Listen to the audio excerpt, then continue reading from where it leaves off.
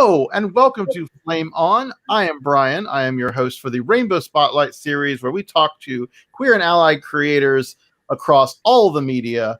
I am back after a bit of a hiatus. I have been busy with life and growing my hair out like a crazy woman. But I came back and I have a 2-week window to get some great stories out there. And I reached out immediately to my good friend Dave Ebersole and decided we need to talk about his new project, Tommy Dakota. Dave and then his collaborators, Vinnie and Mike, welcome to Flame On. Hey, thanks for having us. Yeah, thank you for having us. Thank you for having me back. It's like the third, maybe fourth time, I feel like. It's third time caller, you know, long time listener or something. I love it. Well, and I love you to death. And I obviously, if you have been watching Flame On or listening to Flame On for some time, you do know about Dave and Vinny's other project, Dash, which we've talked about many times over. Wildly successful Kickstarter to finish Dash off, and that sounds interesting. But like, you know, such a great collaboration between Vinny and Dave on that series, and Delia, of course, as well. And I remember, I think it was the last time you were on, you were like, oh, and there's this other thing coming. And I believe, if I'm not mistaken, you announced it here, right? I did. This was the initial announcement, and now I'm back, and we're talking about it. It's happening. It's a thing. It's happening. So, and let me just say, it's not only a thing, it is a done deal. This is going to happen. Your Kickstarter, how many days, and I put the link up below for those who are listening. We'll put it up on our Facebook page and other social media. But if you look for Tommy Dakota or Queer Western Romance, you're going to find it. I have no doubt. How many days from launch to fully funded did it take? To fully funded, it was about 2 or 3. Okay, Vinny. Yes, sir.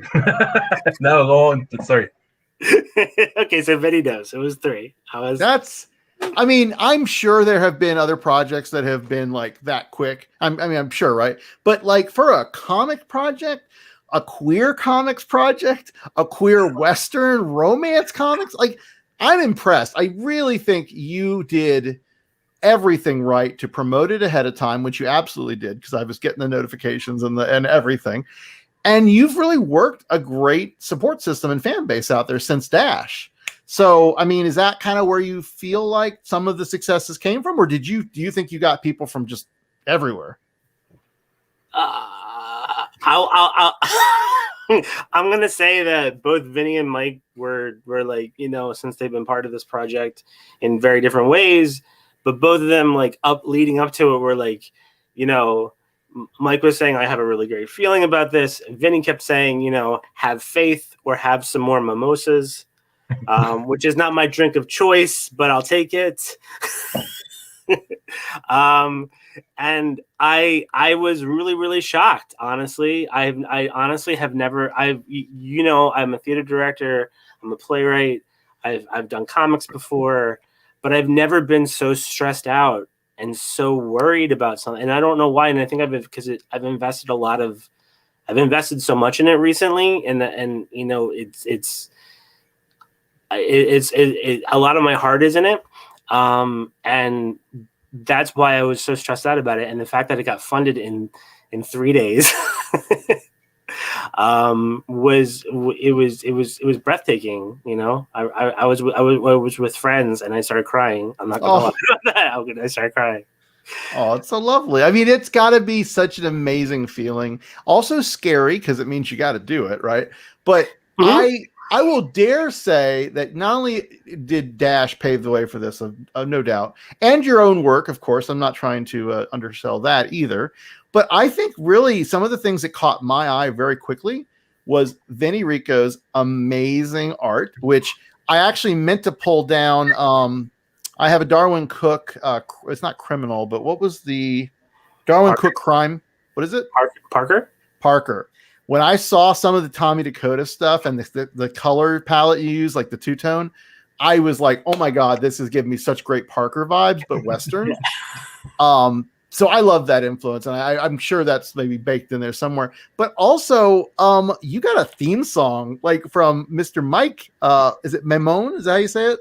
Yeah, Maimone. Maimone. Yeah. A theme song. Like, tell me, Vinny, we're gonna come back to you because I know I want to talk to you about your art style. But Mike, Dave, where did this come from? How did you decide you want to do a theme song? How did that all come together? Well, I'm gonna try to. I'll try to make this quick, but I'll make this roundabout. I got into Mike about 2 years ago when I saw his video for Hey Now, which featured a comic artist named Tony Breed. Do you know? I mean, which I'm sort of friends with. I really only met him once, but we've seen each other on social media and stuff. And that's how I found out about Mike, and I was like hooked. I was like his music. The fact that he was, he was out, he like just has been inspired. He's been an inspiration to me. So this is my own geek out. I am fanboying out right now. So I'm like, this is my own like fanboy right now. Like I'm having that moment. And Vinny can tell you this. Back, and Tommy's been going on for a little bit, and then just recently. I decided to invest in it, and I sent it to Vinny, and I had a playlist because I can't write something or create something unless I can hear it. Mm-hmm. And there was a lot of people on the playlist, but of course Mike was on it like 8 or 9 or 10 times. That's awesome. And Vinny said like the minute I heard this playlist, I started drawing, and I was like, that means we got to do it. We're doing it. It's so cool. So I was like, why not? So like last December, I reached out to Mike on Instagram, and he got back to me, and he's like, hey, email me. So I emailed him, and then I didn't hear from him for 2 weeks, but then I realized like the email went into my spam folder. Oh no. And I was like, oh my God, like it's like it's the worst email to go into your spam folder ever. Yeah. And so I like immediately, I'm like, I'm sorry, this went into my spam folder. Thank you so much for wanting to collaborate. And it's been back and forth, and every iteration of the song that he sent me, I mean, I've listened to like 1,000 times.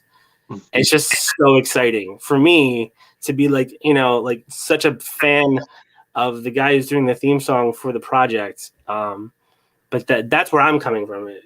So I'll throw it over to anybody else. Well, yeah, Mike. Yeah, I was excited that you approached me. I loved the idea, the concept for the story, and then so Dave sent me some reference tracks, 3 of which were like my songs.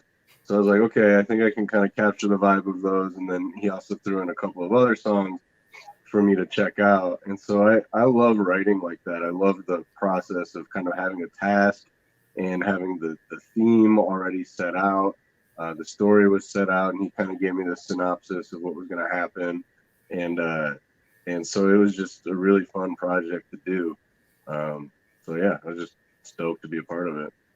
Like, I know other comic projects have done theme songs or work with musicians and all that. So, it's not unheard of, but it's not common either. And I love that, Dave, you just decided, you're like, no, I'm a fan. I want to support my favorite artist, but also like involve him in your project. So I think that's just so neat. And Vinny, what about you? Like, what was your take on this? Are you a fan of Mike's? Did you get into his music? Is that influencing your art at all? Or, how are you kind of enjoying that part of this project? Past year, Dave came to me and asked me to collaborate with him in a new project. And he just told me the story, the main story. And then he showed me the playlist. He asked me, hey, do you have Spotify? And I was like, yeah. and I was like, yeah, I'm gonna listen. And while I was there listening, it has like Gillian Welch music, Mark Broussard music, but he then told me Make My Money. It's the artist that inspired me to write this story. And while I was listening to Mike music, I started sketching. What while they was telling me the story, and I was listening to the playlist, I was sketching Tommy Dakota, and they started to tell me, "Hey, it's just a guy with a bird." But then, but then he told me it's based on a good friend named Carlos. And while he was showing me all these things, one of the great things that he showed me with Carlos was that while he was describing him, he was like, one thing that we have that in our favor is that Carlos is a model. So he sent me a Yeah. lot of pictures of Carlos, and I was like, yeah, it's great because it inspires me. But Mike music was really a big part of this because it has this feeling, this country feeling, this very hard feeling that inspires you to start drawing. And so we started to develop the story and the characters and all of that. But the playlist was while they was telling me all these elements of the story, and I was listening to it. I was sketching inspired mainly by Mike's music. Huh. That means a That lot, you know, like because I Thank mean I you. take inspiration from places, and then the fact that my music goes on to inspire other art, and then yours will go on to inspire other art. It's a great cycle. So good thing to be a part of. I Oh, thank you. I really think that it's a cool cycle of life, like you're saying, a circle of life where it just keeps pollinating more and more stuff and more Yeah. projects. And um, Dave, when you so kind of coming back to the idea of Tommy Dakota, because we did kind of bury the lead a little bit. We've talked about it before, so I would refer you to a previous interview. With the idea and it being based on your friend, like what was that moment for you where everything sort of clicked and you went, that's the story I want to tell?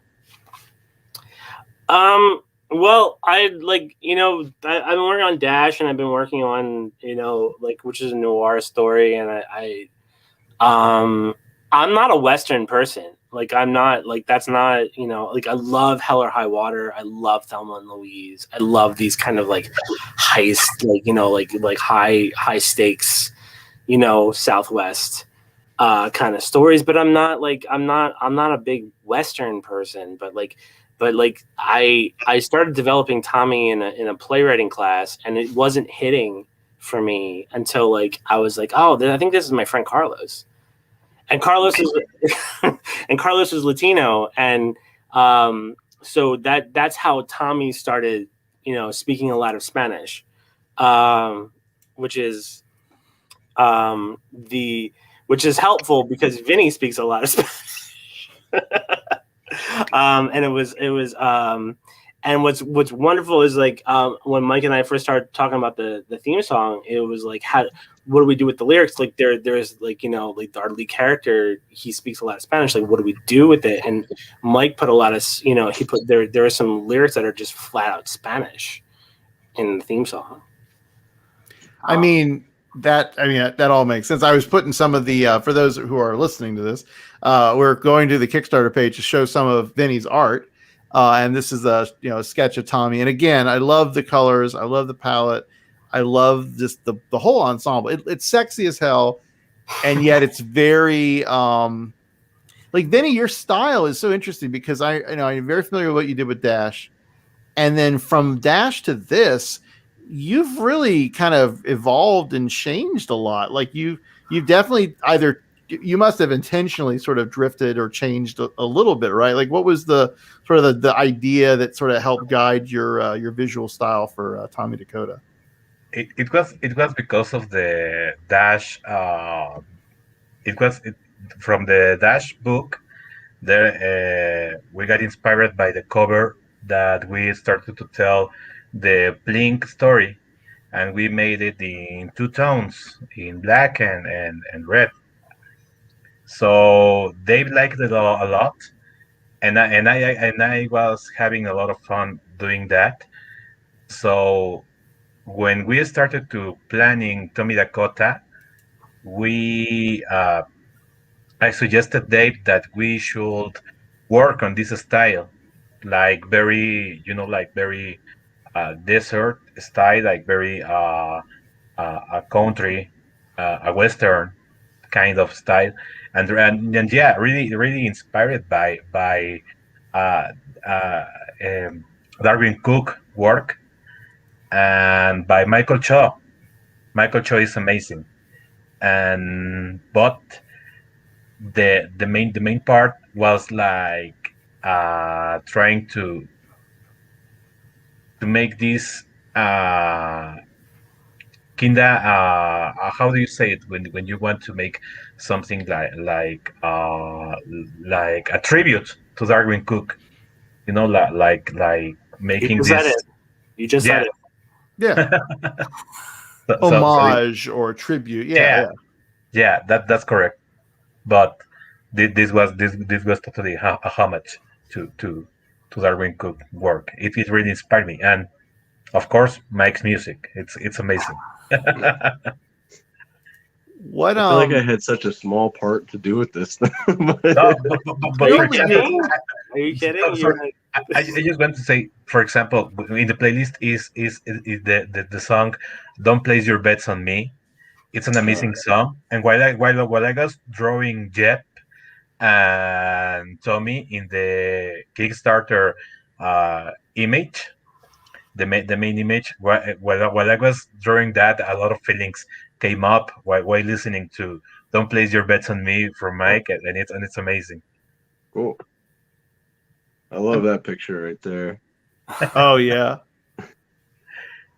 So like I haven't given enough time to list the pitch of Tommy Dakota, but before I do, we have that's some great. okay. Well, you're already funded right now. But I do want to say we have some great comments, and we have actually sort of a celebrity of sorts in the world of Tommy Dakota, I should say. I will start with Mr. Carlos here, hanging out. The theme song does sound amazing. Awesome. And that Carlos guy must be real handsome. Yeah, he's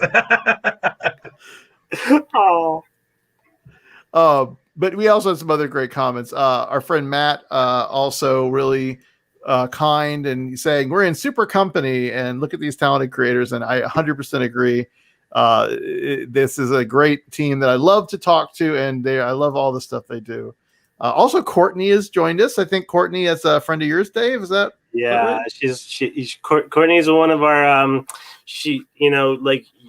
There are still some rewards left where you can get a portrait from Vinnie, and Courtney is one of our examples in our Kickstarter page.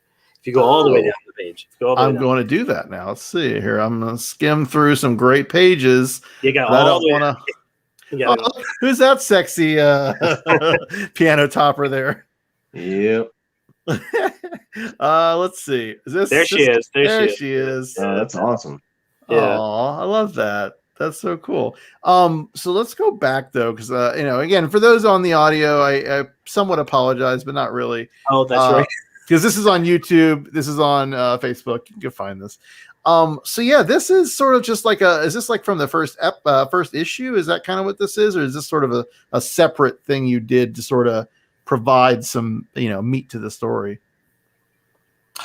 So it's a one shot. It's a graphic novel. It is not that I'm saying that there are not future Tommy Dakota stories, but like you buy, like you get this start to finish. And it's really about it's his quote unquote last heist, but it's about him finding kind of the guy he falls for in life. And that's why we're calling it a Western queer romance. I'm calling it like a pulpy because there's a lot of pulp aspects to it, especially with the color style and everything. So the pages you have up on Kickstarter, though, is this from that story then directly? Mm-hmm. Yeah. Oh, okay. Okay. Cool. Yeah. I mean, just just beautiful art. And again, I think that's another reason it's so successful is because you primed the pump. I mean, you put it out there, you gave people a really good look at what is out there. Plus the rewards you've got. I mean, not only, I mean, we can go through some of them here. I'm assuming you're still working on stretch goals. Is that accurate? Well, we have a stretch goal going right now, which is like, I'm terrible and I haven't put it up like actually on the page. It's in the comment section. It's in the updates, but like we have some amazing artists who have come on board. Jack Foster being one of them. He's so great. He's been such an amazing like support actually in the past couple of days where he's been, and he's been our co-creator from Dash, Dealey Gable, is going to contribute something to it too as well, where she said like, she's like, hey, a Western queer, foursome is all like, I'm up for that. And I'm like, I'm not quite sure what she means by that, but hey, that's what she go a lot of fun directions with that. Yeah. I'm not quite sure what she means by that, but yeah, we have the artist Fellhound. I'm not quite sure if you know who she is, but she's amazing. She's going to be contributing, and some other wonderful, great artists. But we have to hit 300 backers to unlock that, and we are at like 278. So we're gotta get you there. We got some time. So this is Fellhound. I actually wasn't familiar with their work, but wow, that's awesome. Cool. Right? I'm like, and some of these people I've just been like reaching out to I've never met, and I was like, hey, do you want to contribute? And to my knowledge, they're all LGBTQ artists. So that was something that was kind of important to me to kind of put into a stretch goal. Oh, I think that's, I mean, giving back to the community, getting other creators involved, like all of that's the right stuff, right? What's your timeline on this? I know it's probably up there, but if you get funded, when do you anticipate this actually being released? So we're shooting for November. Okay. But since the song by Mike is done, everyone's gonna get that like immediately when the it's so good. It's so good. Again, that's me fanboying out a little bit. Sorry about that. But yeah, everyone's gonna get that like immediately. And then the graphic novel will come in November, whether you're digital or print physical backer. And this is the first time, correct me if I'm wrong, that you have done this kind of work outside of like a Northwest Press or some other entity, right? This is strictly, you are doing this all direct, correct? Absolutely terrifying. I'm absolutely terrified. I'm sure you are going to be amazing. Like, and the nice thing is a lot of people have paved the way with this whole process. I mean, it's hopefully you're able to leverage, the best practices of other people. I mean, I've looked at so many Kickstarters. Mike's done a Kickstarter before, several Kickstarters before, so he's I've seen, I've looked at 1,000 other Kickstarters. We did Dash was a Kickstarter last spring, so it was, but this is the first time I'm ever doing it like, just me. So that's terrifying. I'm so I've been super impressed so far because I've done 2 Kickstarters and they both came down to the wire, and we even ended up like throwing in a little bit of our own money just to make sure we got there. So the fact that you funded in 3 days is it's mind-boggling to me. So nice work, man. It's Dave, and you all deserve so much credit because, again, like you said, it's a team effort. Everyone's sort of interlocked and worked together on this, and all your known networks of promotion have got you here. So I want to come back to Mike because I've talked to these two, Vinny and Dave. We've talked a lot, but talk to me, Mike. So you are a musician. What genre would you place yourself, or who would you compare yourself if you had to put yourself with other musicians? Like, what's your tribe? Yeah, I'm a piano player first and foremost, so I think I am most influenced by guys like Dr. John, Professor Longhair, kind of like the New Orleans sort of R&B piano blues kind of stuff. Mm-hmm. I also love like Tom Waits, Fiona Apple, Regina Spektor, kind of like artsy piano playing types. So I just kind of blend all that up and whatever comes out. But I also have a trio that's kind of more garage rock with amplified, kind of distorted keyboards.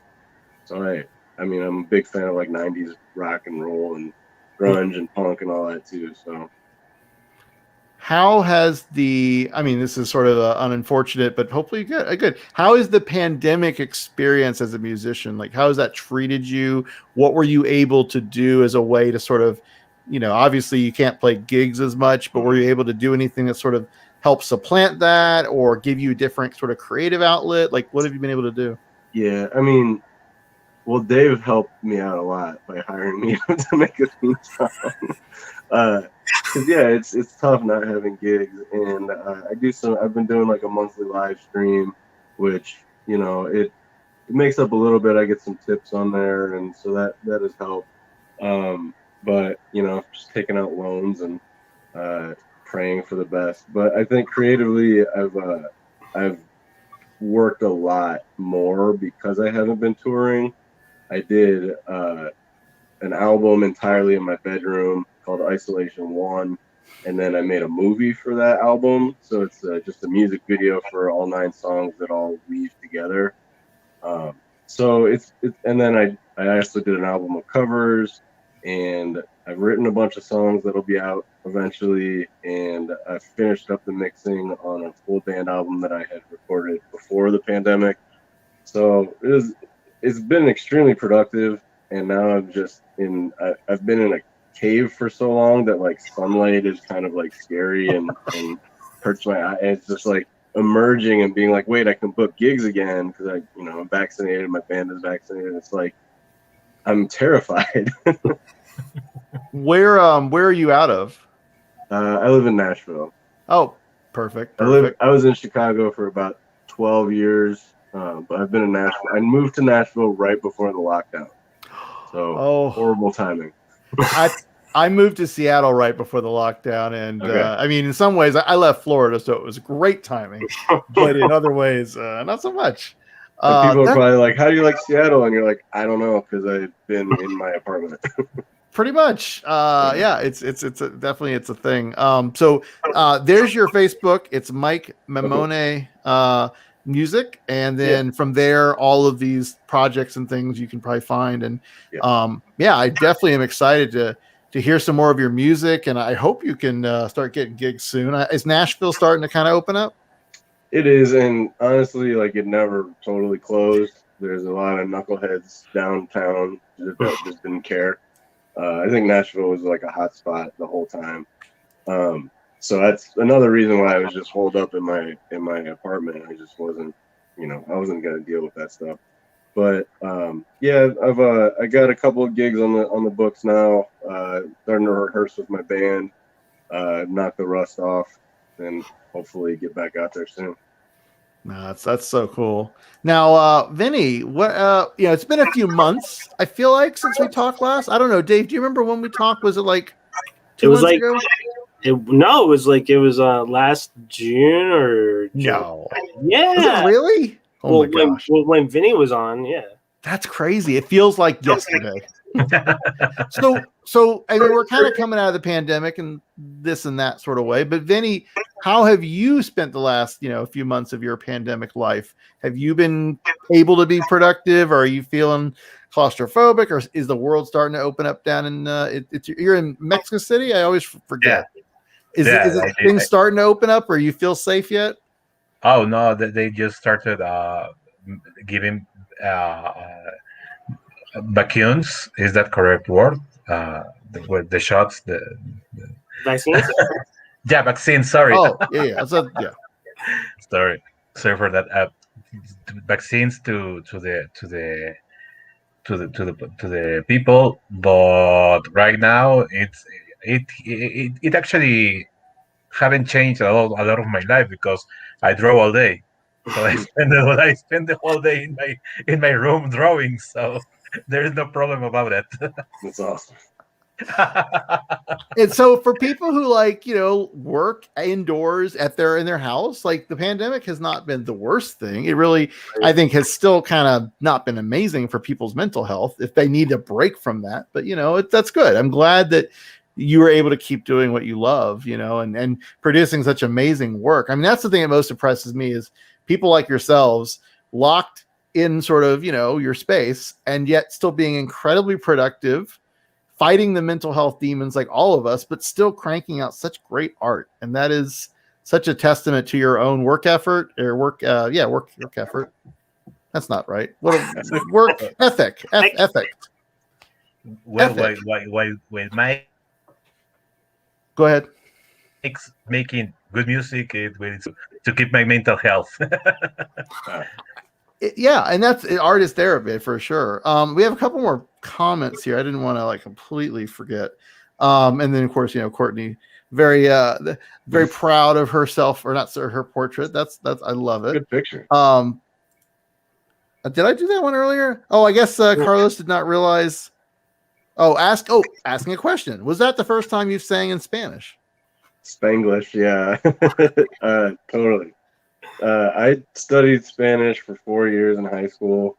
I traveled to Spain for like a week and tried to learn more, to be immersed, but everybody there wanted to speak English, so it was very difficult. So, you know, I have a very small amount of Spanish, and it was nice to be able to use it. And I got some coaching, so just tried to make sure I was pronouncing everything correctly. Carlos had another question. What differences for Vinnie? What differences have you noticed yourself between the Tommy project and the Dash project? Like, what have you seen specifically, other than the influences? Like, what have you really seen that's different between the two? That well, in Dash, I was entering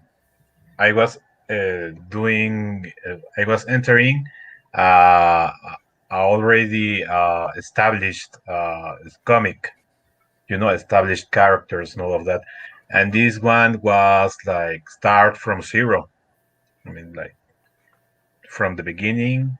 It was really that was like working with Dave in a whole new story, whole new characters and all of that. It was really amazing, really great.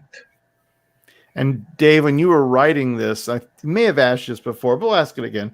When you were writing Tommy Dakota and you started seeing the art that Vinnie was producing, and even the music that Mike was, did any of that like still factor in or change decisions you had made, or was that already sort of a done thing and then it just sort of added more layers to it?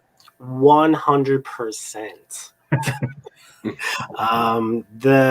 Vinny and I are constantly going back and forth on, you know, like we have some new characters we still haven't like, you know, revealed in the book, and you know there are now people who are guest starring in the book who we really, you know, from the Kickstarter, who we like, instead of it just being someone in the background, you know what I mean, we want to kind of make it something, you know, where you see them more than once.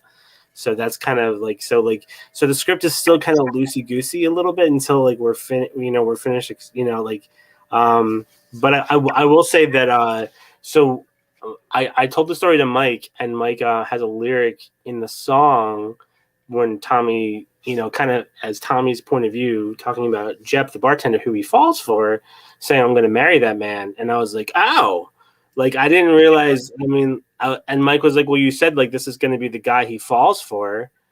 You know, this is his, like the love of his life. I was like, oh, that, well, I guess that, yeah.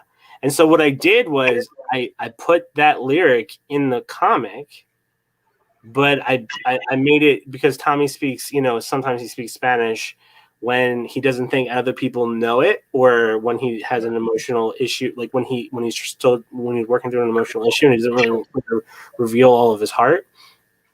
And so I actually have that line in there in Spanish, "I'm going to marry that man," as he's referring to the bartender.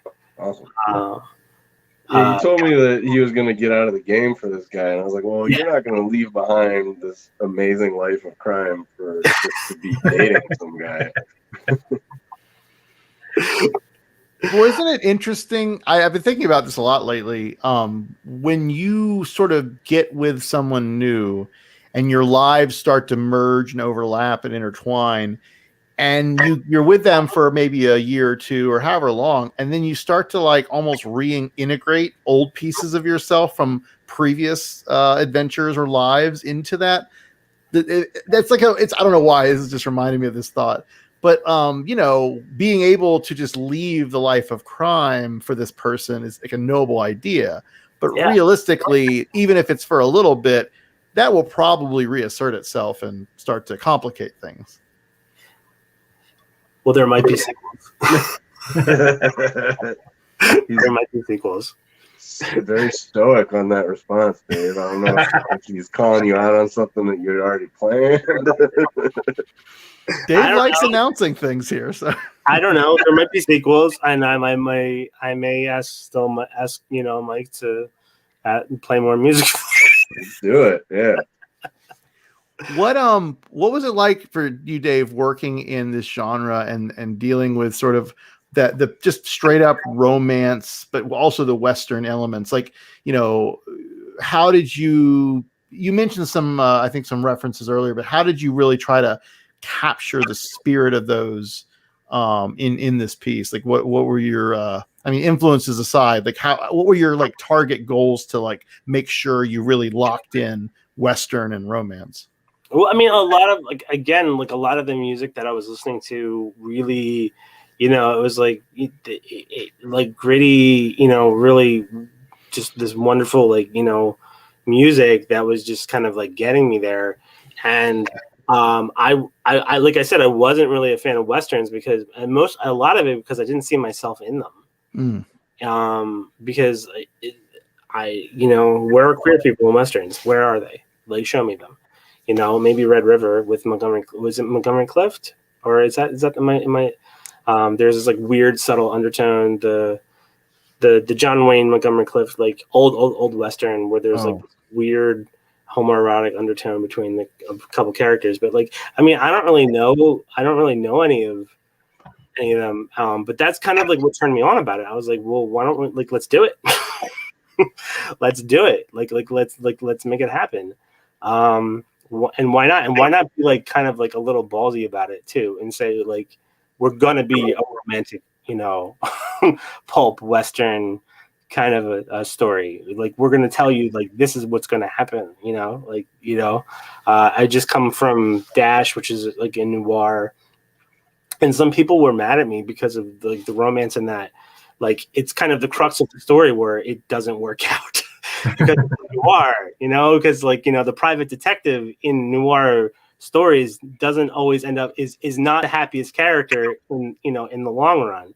And with this, it's about kind of searching for something, or like finding something, and like right off the bat, like we're there. We want them to succeed. We want them to be happy. We want them to make it out. It's called Tommy Dakota and the Shootout at the Burgundy 10. So whatever they're up to, like it's not going to work out because there's going to be a gun battle, right? So it's about whether they make it out or not together. And for me, that's exciting. And it's like a great, first of all, the full title is so descriptive, and it captures that imagination of the piece. So, answering that question, I think, is like the crux of the story, right? Like you said. Whether or not there's sequels, that'll come after whatever happens, right? But balancing tropes is always interesting to see how different writers try to engage that trope without just carbon copying the trope, right?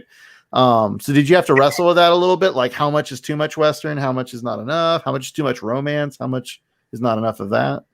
Someone like a good friend of mine asked me like what, like how, like just recently, like how do you, like she texted me like, I just woke up to it and she's like, how do you write a good romance? And I was like, I don't know. Why are you asking me? Like, I don't know. And she's like, well, you have a Kickstarter that literally says romance in the title. And I was like, sheesh. I think the best way you can kind of get get yourself on the side of characters is to get them to laugh with each other.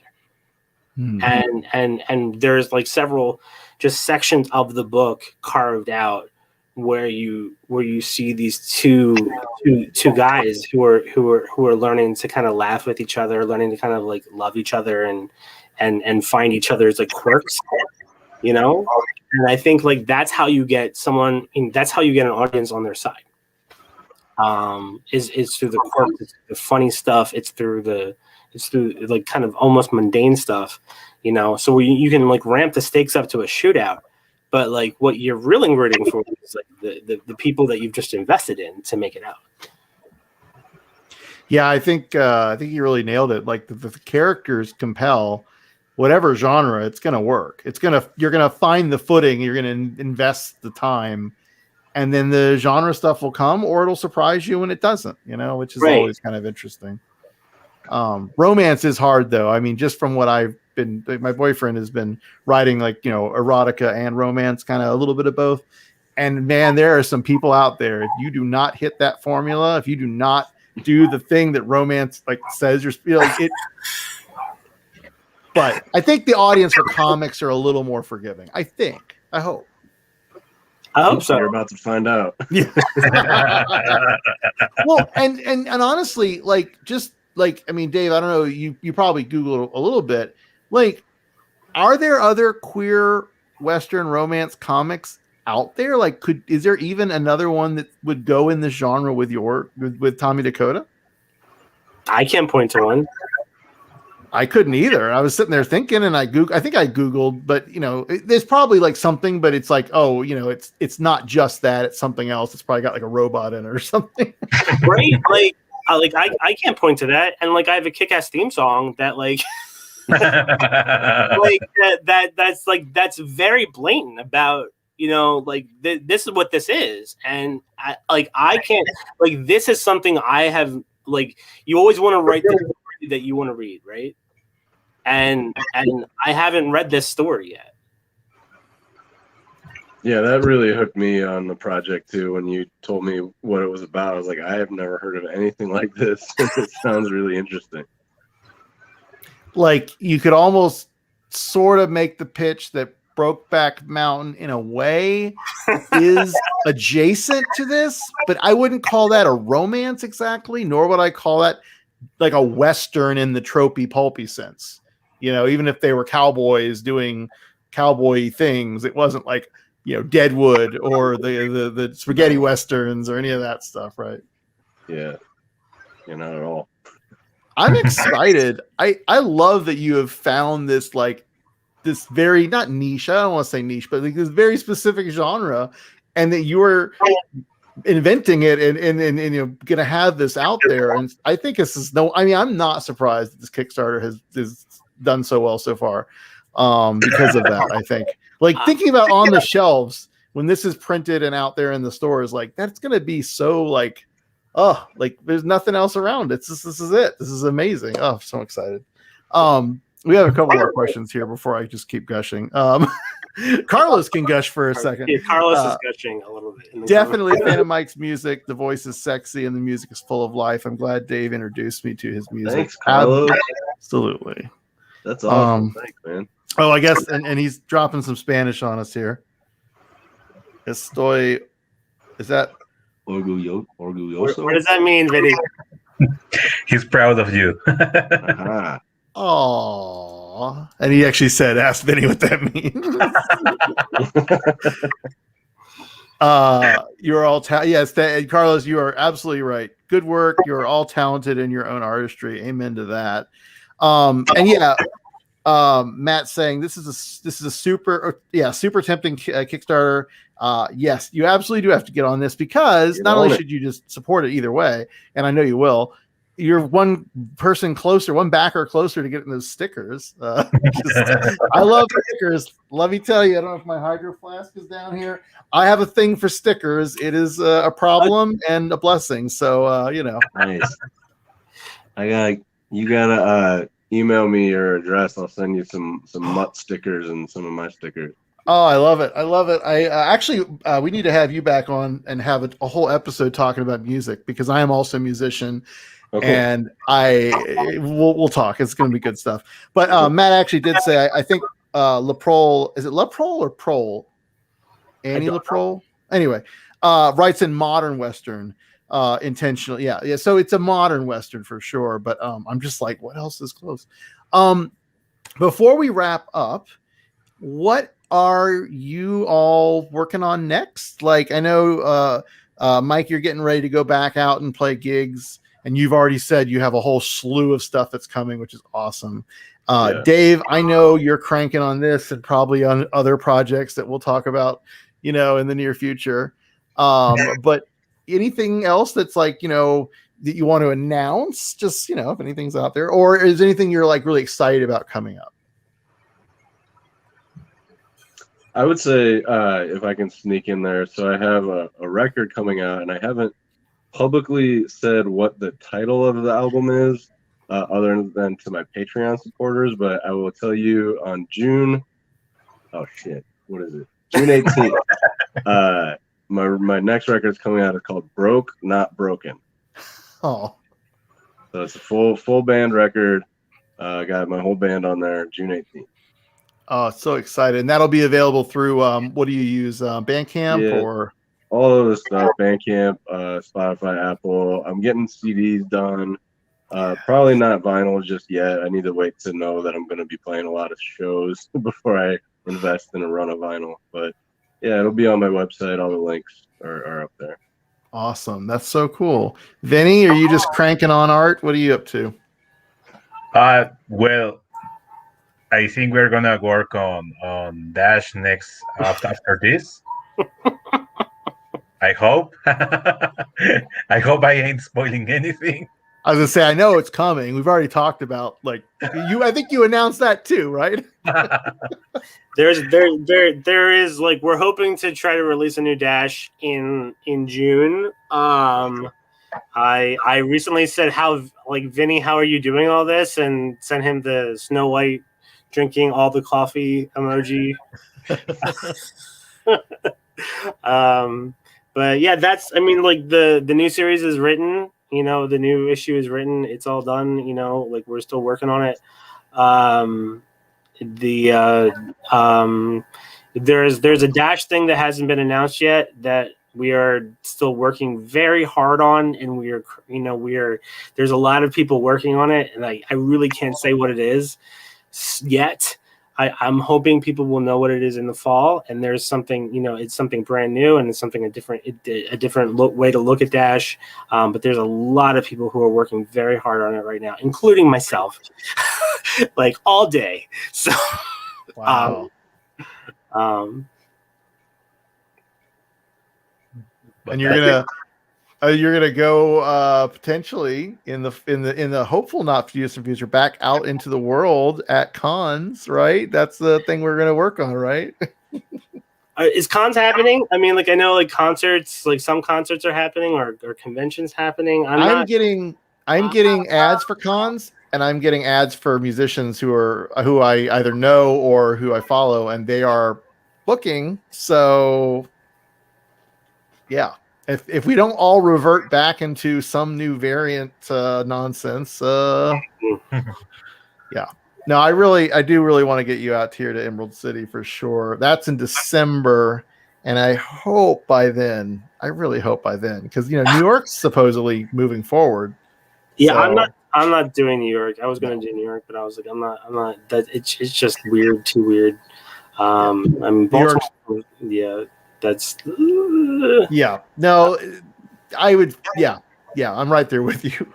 Respect for all the creators who were totally doing New York. I hope you do amazing.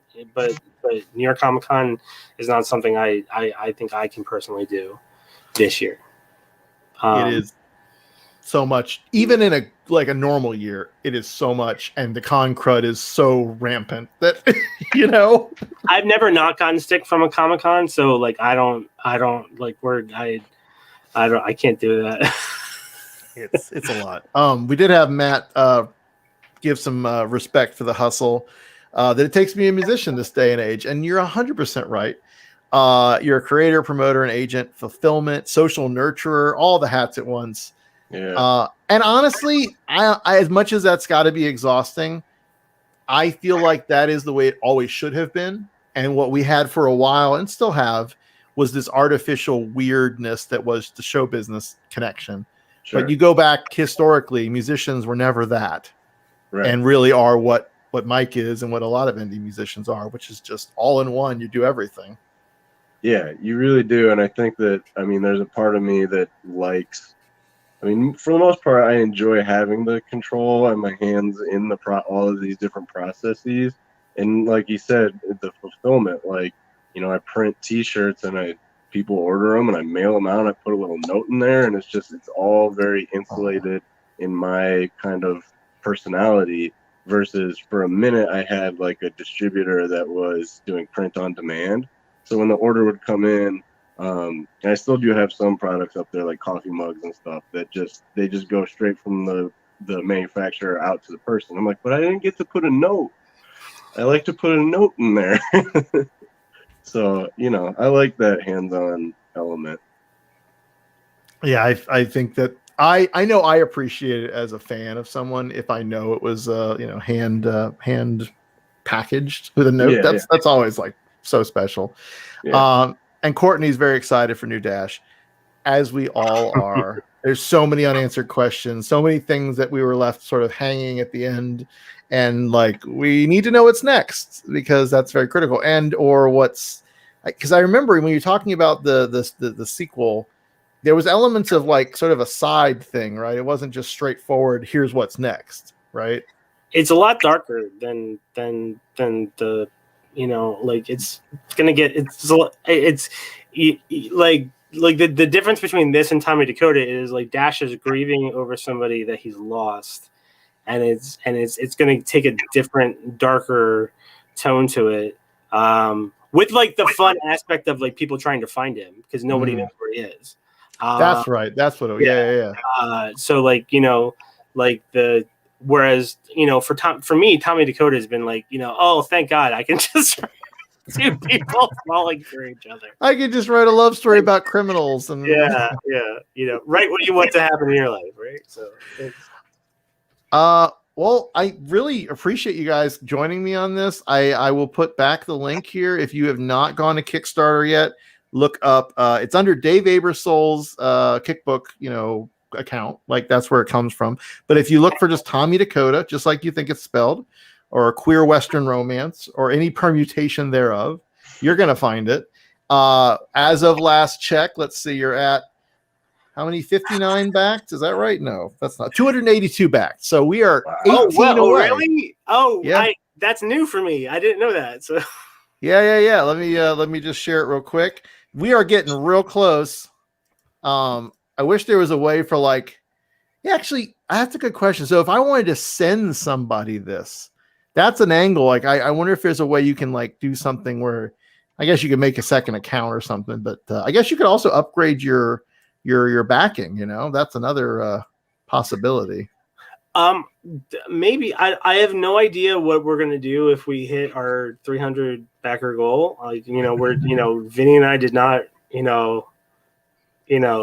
Again, Mike and Vinnie both were like, "You're gonna do this. It's not gonna be a problem. Stop worrying." And all I do is worry. Not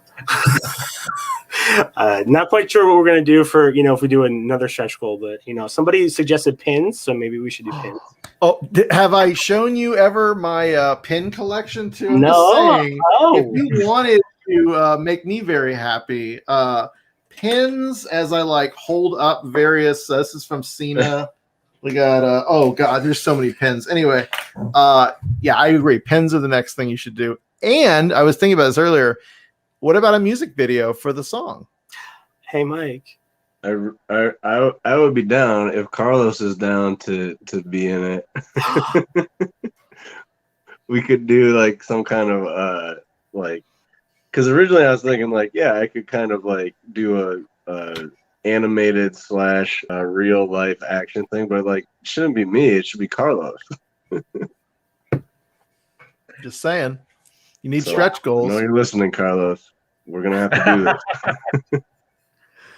Well, thank you guys so much. Again, I really appreciate it. Tommy Dakota on Kickstarter. You've still probably got what, 3 weeks from when this is on live to back? Yeah, about 2. Yeah.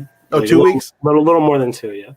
So get out there. There's great options. So even if you're on a budget, there's still a place for you to go and back and get a digital copy and all of this stuff. And I'm so excited, Dave and Vinny and Mike as well. Like, you guys are an awesome team. I hope you keep working together. I hope we see more of this little threesome in various forms. So even if it's the one that Delia's like dreaming in her head. Who knows what Delia is? Deal, you know, we'll see we'll see where that goes. But we have to get to 300 backers to find out. So there we go. All right. Well, we're gonna hold you to it now. We're gonna get to 300, and then we're gonna be like, all right, now to find out. Let's do it. But thank you guys so much. Tommy Dakota on Kickstarter, Dave Ebersole, Vinnie Rico, Mike Maimone. Thank you all so much. And thank you. Thanks everyone for watching and listening. We'll be back next week with another Rainbow Spotlight before I take another break. So tune in next week at 6-ish Pacific, 9-ish Eastern. We'll get there. Sometimes it's 6:30, 9:30. You never know. Just stay tuned. Thanks for watching. Thank you. Thank you.